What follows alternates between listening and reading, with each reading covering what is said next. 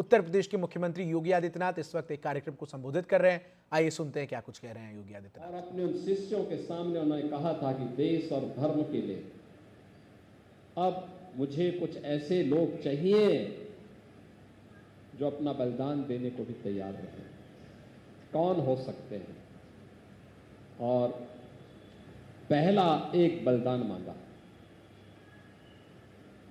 फिर दूसरा मांगा, और देखते देखते पंच प्यारे उस पूरी सभा से निकले। लाहौर के दयाराम,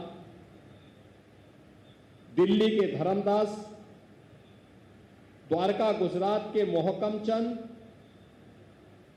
जगन्नाथपुरी के हिम्मत राय, वीदर के साहिब चंद। अब याद करिए,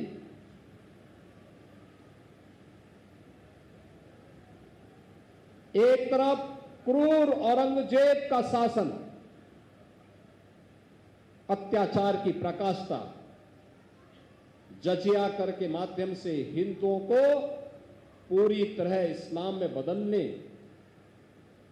कि उसकी क्रूर चाल, मंदिरों को तोड़ा जा रहा था, बहन और बेटियों की इज्जत के पे हाथ डाला जा रहा था, सरेआम जिस प्रकार के दृश्य उपस्थित थे।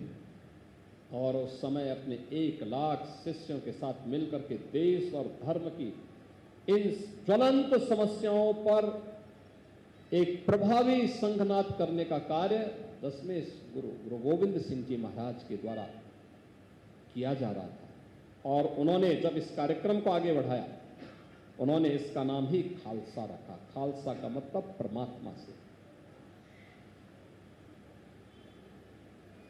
परमात्मा की विशेष जन जो पूर्ण निर्मल हृदय से कार्य कर सके, और उन्हें विकसित करके उन्होंने एक नया जन्म मान करके उस कार्यक्रम को आगे बढ़ाया। उनके जो उपदेश है आज भी हम सबके लिए प्रेरणा, केवल सिक्कों के लिए नहीं, हर हिंदुस्तानी के लिए, हर भारतीय के लिए एक नई प्रेरणा है, एक नया प्रकाश है। और यह वर्ष इसलिए भी महत्वपूर्ण है। एक और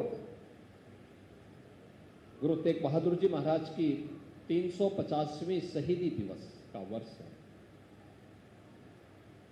और दूसरी तरफ खालसा पंथ के 325 वर्ष पूर्ण हो रहे हैं।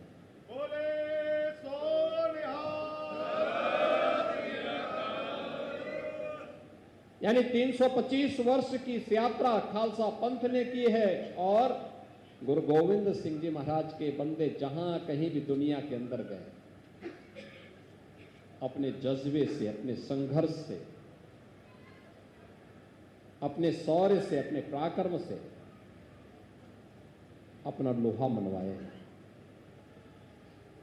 यही है गुरु के प्रति सच्ची आस्था का भाव। ये उन्हीं की कृपा है कि सिख कहीं भी होगा, वह बिना झुके, बिना डिगे अपने पद पर आगे बढ़ता है, और इसलिए सरदार भी कहलाता है।